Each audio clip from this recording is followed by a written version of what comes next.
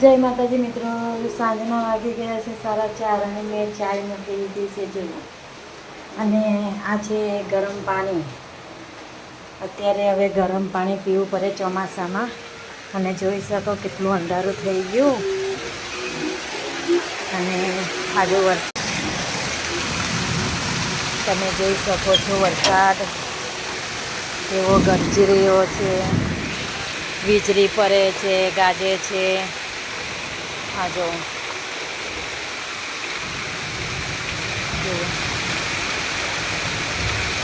બહારનું બી થોડું દેખાતું નથી કે કેવું છે વાતાવરણ, જરા બી ખબર નથી પડતી. આ જો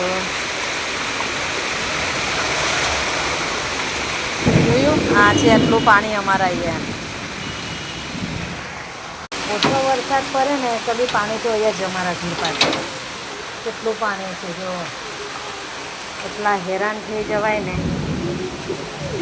આવું છે. ઓકે, તો ચાલો બાય.